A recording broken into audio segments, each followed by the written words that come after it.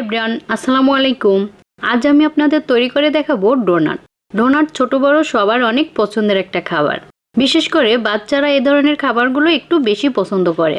তাই বাইরে থেকে অনেক দাম দিয়ে এই খাবারগুলো বাচ্চাদের কিনে খাওয়াতে হয়। তো আজ আমি আপনাদের সাথে একদম পারফেক্ট সফট ফ্লাফি একটা ডোনাটের রেসিপি শেয়ার করলাম। আশা করি আপনাদের ভালো লাগবে। তো ডোনাট তৈরির জন্য প্রথমে আমি একটা বলের ভিতরে নিয়ে নিলাম হাফ কাপ নর্মাল তাপমাত্রার পানি। তারপরে চিনি নিলাম 4 টেবিল চামচ, ইস্ট নিলাম 1 চা চামচ, লবণ দিয়ে দিলাম স্বাদ মতো, 1/4 কাপ দিলাম গুঁড়া দুধ, আর দিলাম একটা ডিম।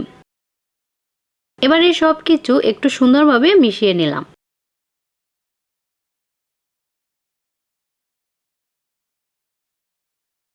তো এবার আমি এর ভিতরে দিলাম 2 কাপ ময়দা। আর 2 কাপ ময়দা আমি এখানে একসাথে মেশাবো না, আস্তে আস্তে কয়েক ভাগে মেশাবো। ময়দা একটু কম বা বেশিও লাগতে পারে, তাই আস্তে আস্তে মেশানোই ভালো।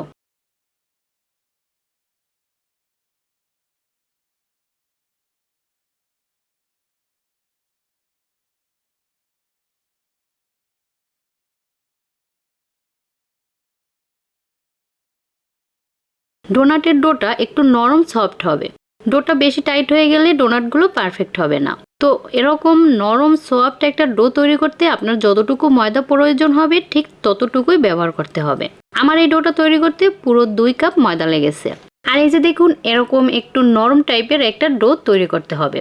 তো এবার আমি এর ভিতরে দিয়ে দিলাম 1 টেবিল চামচ বাটার। আমি এখানে টোটাল 2 টেবিল চামচ বাটার ব্যবহার করব।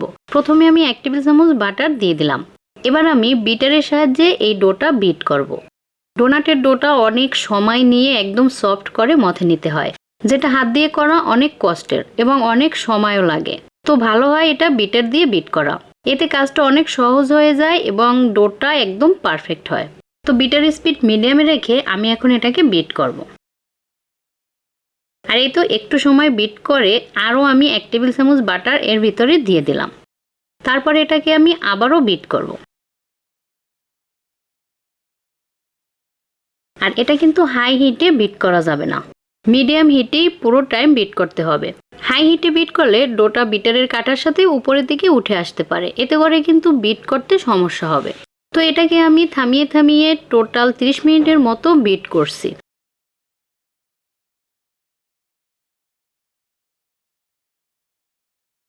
আর এই যে ডোটা দেখুন, ঠিক এরকম একটা টেক্সচারে আনতে হবে। এরকম রাবারি একটা টেক্সচার হবে, টান দিলে সহজে ছিঁড়বে না।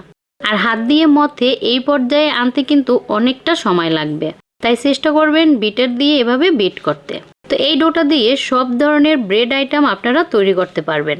বাটার বান, পাউরুটি, বার্গার বান, সব ধরনের ব্রেড একদম পারফেক্ট হবে। তো এবার আমি ডোনাটের জন্য এই ডো থেকে ছোট ছোট করে লেচি কেটে নিব। আর প্রত্যেকটা লেচি আমি এরকম মেপে নিব, এতে করে সবগুলো ডোনাট একদম সমান হবে। তো আমি এক একটা লেচি 35 গ্রাম করে মেপে নিলাম। এই মাপে ডোনাটগুলো মিডিয়াম সাইজের হবে। তো আপনারা যদি আর একটু বড় করতে চান তাহলে 50 গ্রামের মতো নিতে পারেন। তো সবগুলো লেচি মেপে নেওয়ার পরে একটা একটা লেচি এভাবে গোল করে নিতে হবে। তারপরে ময়দার ভিতরে কোট করে রাখতে হবে।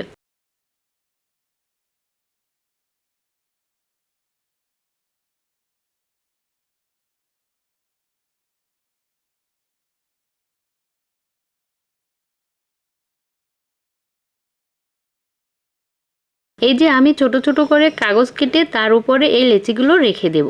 আর অবশ্যই কিন্তু ময়দার ভিতরে এভাবে গড়িয়ে রাখতে হবে, তা না হলে কিন্তু এটা কাগজের সাথে লেগে যাবে।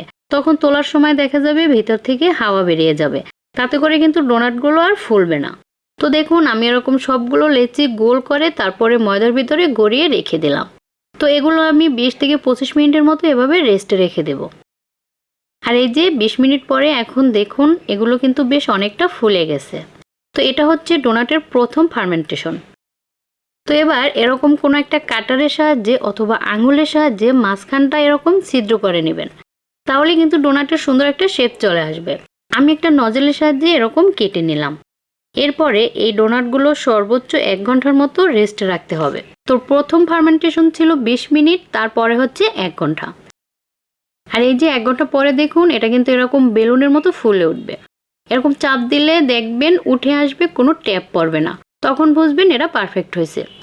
তো এবার এগুলো আমি ভেজে নেব। ডোনাটগুলো ভাজার জন্য চুলায় একটা প্যানে পর্যাপ্ত পরিমাণে তেল দিয়ে দিয়েছি।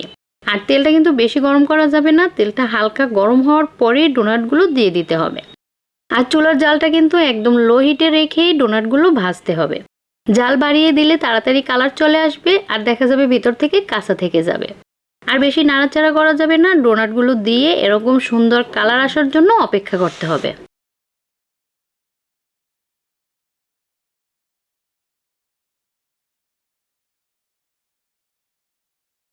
তো একটু সময় নিয়ে দুই পাশ এরকম সুন্দর কালার করে ডোনাটগুলো ভেজে নিতে হবে।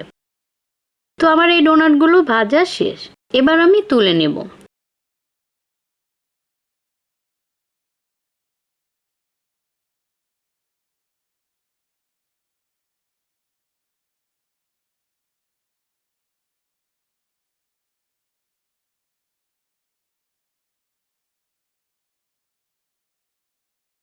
তো এই যে এখানে আমার সবগুলো ডোনাট তৈরি হয়ে গেছে। এগুলো কিন্তু আমি পুরোপুরি ঠান্ডা করে নিয়েছি। আর দেখুন এগুলো কতটা পারফেক্ট হয়েছে।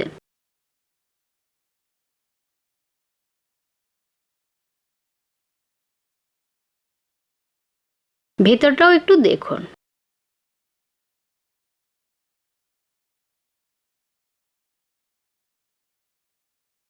তো এই পর্যায়ে চাইলে কেউ ওই চকলেটের ভিতরেও ডোনাটগুলো ডিপ করতে পারেন। তো এই যে এখানে আমার হাতের কাছে হোয়াইট চকলেটটা অ্যাভেলেবেল ছিল, তো আমি কিছু হোয়াইট চকলেট এখানে মেল্ট করে নিয়েছি। তারপরে এই যে একটু কালারফুল করার জন্য আমি এর ভিতরে 2-3 ফোঁটার মতো পিঙ্ক কালার মিশিয়ে নিলাম। আপনারা চাইলে এখানে ডার্ক চকলেট, হোয়াইট চকলেট যে কোনো চকলেট ব্যবহার করতে পারেন। তো এবার এই চকলেটের ভিতরে ডোনাটের একটা সাইড এভাবে ডিপ করে নিলাম।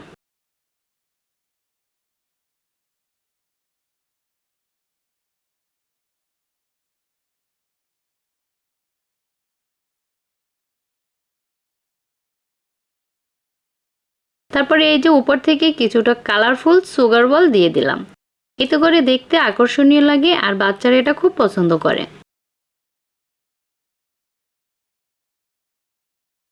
তো এবার এটাকে কিছু সময় এভাবে ফ্রিজে রেখে দিলেই কিন্তু চকলেটটা সেট হয়ে যাবে। তারপর আপনারা পরিবেশন করতে পারেন। তো আশা করি আজকের এই ভিডিওটি আপনাদের ভালো লেগেছে। ভালো লাগলে অবশ্যই আমার চ্যানেলটি সাবস্ক্রাইব করে দিবেন। ভালো থাকবেন সবাই। আল্লাহ হাফেজ।